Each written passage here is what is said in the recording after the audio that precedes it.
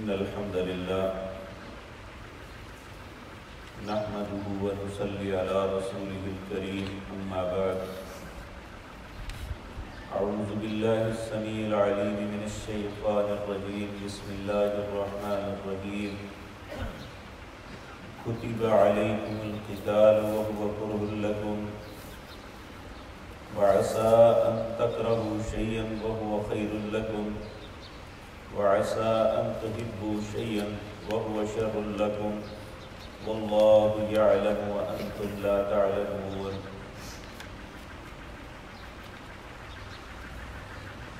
حضرات محترم، پچھلی آیات میں خرچ کرنے کے متعلق سوال کیا گیا تھا کہ اگر اللہ نے کسی کو مال دیا ہے تو وہ کہاں پہ خرچ کرے؟ تو اللہ رب العزت نے یہاں 5 مدیں بتائی تھی کہ یہاں یہاں تم خرچ کرو. ان میں سب سے پہلا تھا فَلِلْوَالِدَيْنِ، سب سے زیادہ والدین حق رکھتے ہیں کہ ان پہ خرچ کیا جائے. وَالْأَقْرَبِينَ، پھر اس کے بعد جتنے قریبی رشتہ دار ہیں.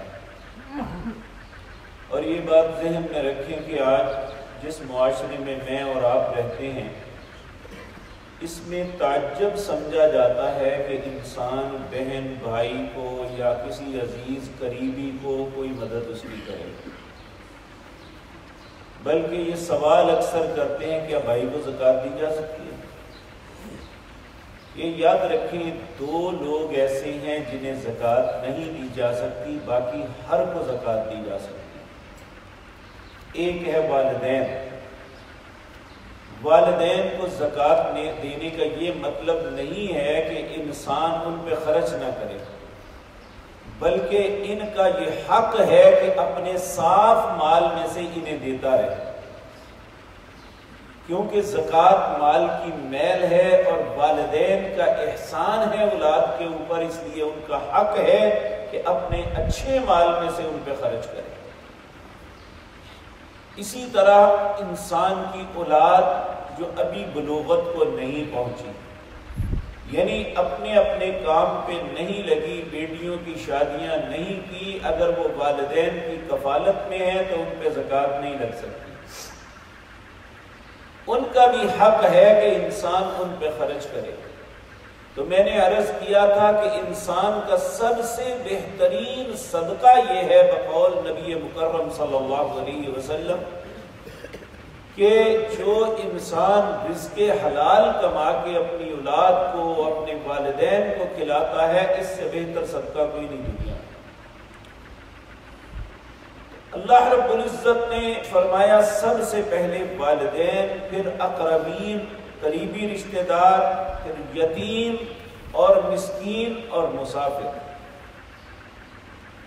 اور پھر فرمایا جو بھی تم خرچ کرتے ہو اللہ اسے جانتا ہے.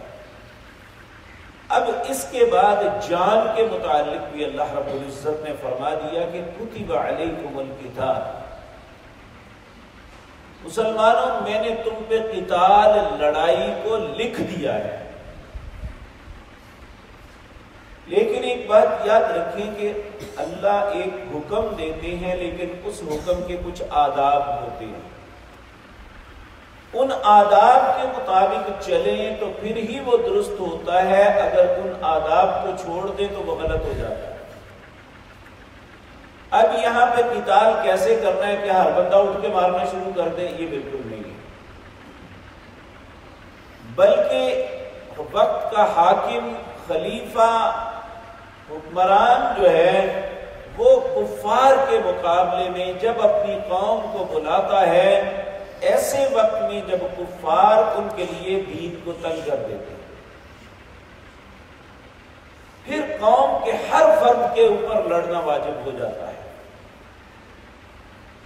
بعض اوقات یہ ہوتا ہے کہ اگر جہاں پہ مسلمان رہتے ہیں وہاں سے انہیں نکالا جاتا ہے، یا ان کے لیے وہ زمین تنگ کر دی جاتی ہے، جس طرح فلسطین ہے، کشمیر ہے، برما ہے اور بہت سے ممالک.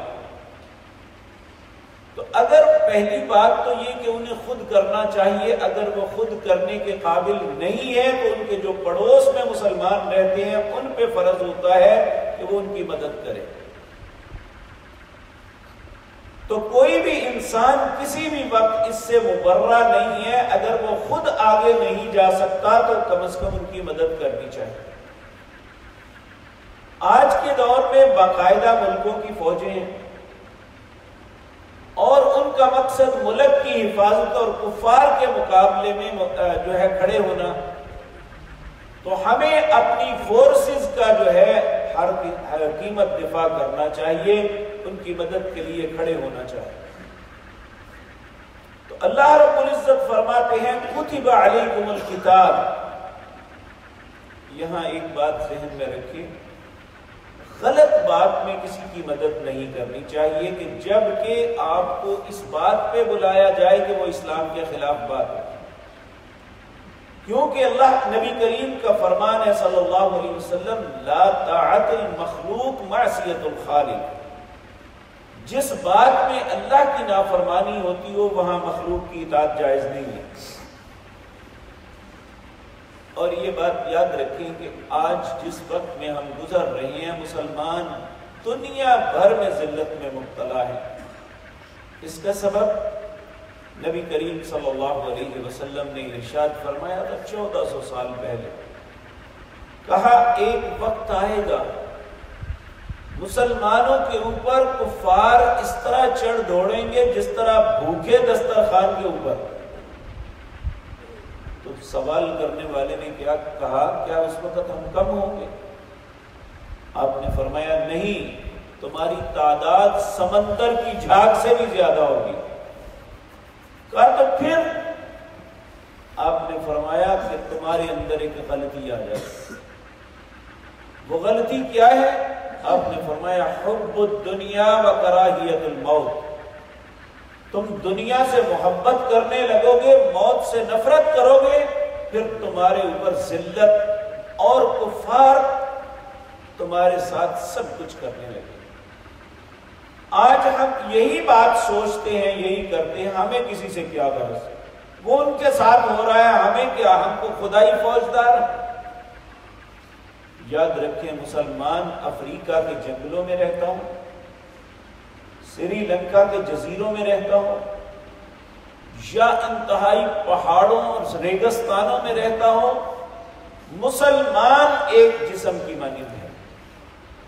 اگر دنیا کے ایک کنارے پہ مسلمان کو تکلیف ہوتی ہے تو دوسرے کنارے پہ رہنے والے مسلمان، بے شک اس نے ان کا ملک نہیں دیکھا، وہ ان کی زبان نہیں جانتا، وہ ان کے چہروں سے واقف نہیں ہے، لیکن اس پہ فرض ہے کہ وہ اپنے بھائی کی کسی نہ کسی طریقے سے مدد کرے۔ یہ مطلب ہے کتب علیکم القتال، اللہ نے تم پہ قتال کو لکھ دیا ہے۔ وَهُوَ كُرْهٌ لَكُمْ، حالانکہ تم اسے برا جانتے ہو۔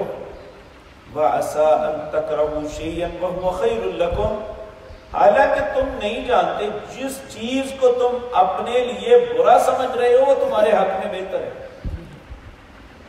اور جس زندگی کی بھیک مانگتے پھرتے ہو وَعَسَىٰ أَن تُحِبُّوا شَيْئًا وَهُوَ شَرٌّ لَكُمْ، جس بات سے تم محبت کرتے ہو ممکن ہے وہ تمہارے لیے برا ہو۔ وَاللَّهُ يَعْلَمُ، اللہ زیادہ جانتے ہیں، وَأَنْتُمْ لَا تَعْلَمُونَ، تم نہیں جانتے۔ تو جو اللہ جانتا ہے وہ ہم نہیں جانتے۔ ہم بعض اوقات ان باتوں سے نفرت کرتے ہیں جو اللہ کی منشا اور مرضی ہوتی ہے۔ تو ہمیں کوئی بھی معاملہ ہے اس میں اللہ کی مرضی کو دیکھنا چاہیے کہ ہمارا رب ہم سے کیا چاہتا ہے۔ اگر اس کے مطابق کریں گے تو ہماری دنیا بھی آسان ہوگی، ہماری دنیا بھی محفوظ ہوگی اور ہماری آخرت بھی بہتر ہوگی۔ تو اگر اللہ کی ہر بات میں مخالفت کریں گے نہ دنیا میں سکون ہوگا نہ آخرت میں۔ اللہ یہ باتیں مجھے اور آپ کو سمجھنے اور ان پہ عمل کی توفیق عطا فرمائے۔ اقول قولی ھذا واستغفر اللہ۔